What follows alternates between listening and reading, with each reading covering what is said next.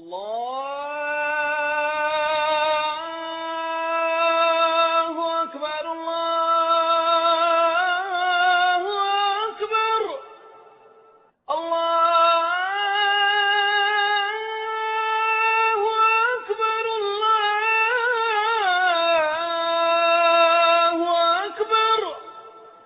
I was about to come across one of the most extraordinary human beings I'd ever encountered. A religious convert with true fire in his soul. This is Brooklyn-born Joseph Cohen. 5 years ago, Joseph left his Jewish family in the USA to set up home with his wife in a settlement near the occupied Gaza Strip. Joseph was a fervent and regular visitor to the Wailing Wall, and has conceded in interviews that he would, quote, come most days and knock my head against the wall. One night, Joseph was checking out a religious website. His life was about to change forever. I was in the chat room, and a man came in, and many of the quote-unquote Israelis were finding him offensive. But the truth is, he was speaking the haqq. He was saying truth. And I spoke to this guy the whole night, and I couldn't sidetrack him. You know, as a Jew, you learn to try to be cunning and how to push the people in your direction. I couldn't push this guy anywhere. He was hard as a rock. Is there one overarching idea in Islam that really appealed to you, that actually sealed your conversion? The central idea would be one perfect God that is flawless, and one deen, one religion, a perfect religion for all mankind, not just a special board of directors or their own country club, for everyone. He moved to live in Palestinian East Jerusalem, the start of a dramatic transformation. Joseph became Yusuf el-Khattab. His wife and 4 children all changed their names and their faith. His Jewish family, back in the States, were not exactly bowled over. What are your present state of relations with the family? Talaq, broken. Does that sadden you? Well, Islam forbids me to lie. I'll be honest with you, you might say I'm cold, but actually no. I grew up like a lock and key child, so it's not like a close-knit family. And yeah, I basically Jewish families, Jewish culture, Brooklyn, you only get one set of parents. It's true, but we were never extremely close.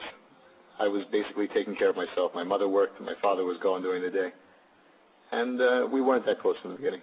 What do you have in faith now that you didn't have before as a Jew? I have true belief.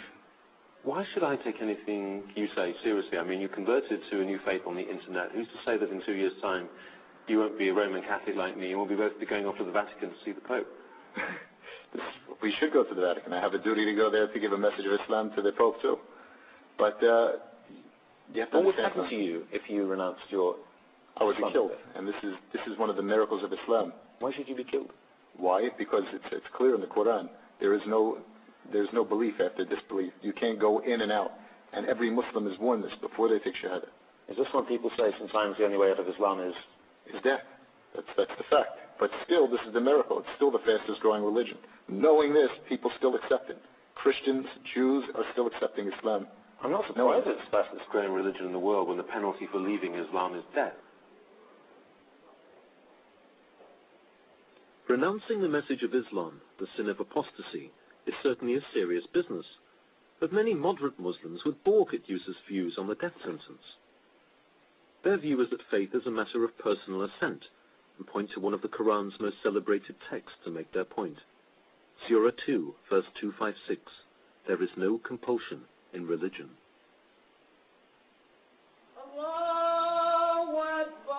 Still, Yusuf's take on apostasy was the first inkling to me that his understanding of Islam was not exactly of the cuddly variety.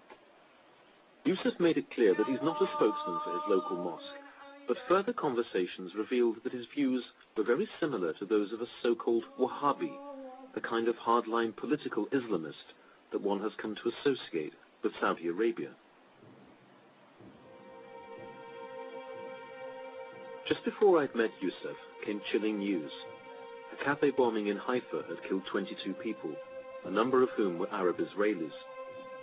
In the aftermath, it emerged that the bomber had been a young woman from the West Bank town of Jenin, and it made me wonder what Yusuf would make of it. I'm very proud of my sister, what she did last week. And inshallah, we have thousands more that are willing to do the same. Your sister was the suicide bomber. My sister in Islam, my sister in faith. And this is the biggest sacrifice that she gave. I mean, I've studied the Quran, I've looked at the hadith, the sayings of Muhammad, and it seems pretty clear to me that women and children are declared as innocent. Isn't restraint more important? Who has more restraint than the Palestinians? I mean, it's almost a joke that somebody like the Jews or the Christians can come to us here and tell the Muslims that you have to have restraint after being beat up by guard points, after having me called filthy words in front of my kids, after being beat up, after being taken out of my house in the middle of the night in front of my kids, and they tell me to have restraint. Yusuf is blessed with 4 well-behaved and talented kids. I raised again the subject of the Haifa bombing that had resulted in the deaths of several young children. Surely as a father, that would induce some serious second thoughts. But his answer was the most chilling yet. This is really the best blessing for them, because a child that dies before 10 years old goes to Jannah. They're in paradise. It's a blessing to get killed on path. Allah guides who He wants to Islam.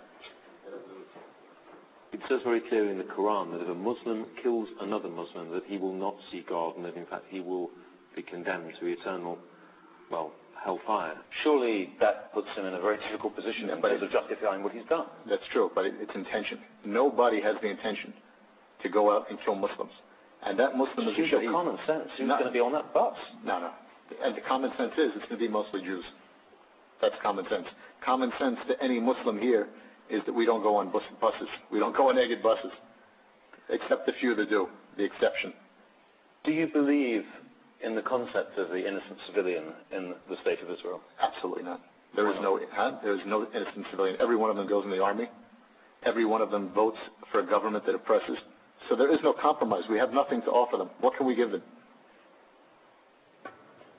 Both he and I claim belief in God, yet it seemed we were living on different theological planets. سنخوض معاركنا معهم وسنمضي جموعا نردعهم ونعيد الحق المغتصب وبكل القوة ندفعهم وبكل القوة ندفعهم وبكل القوة ندفعهم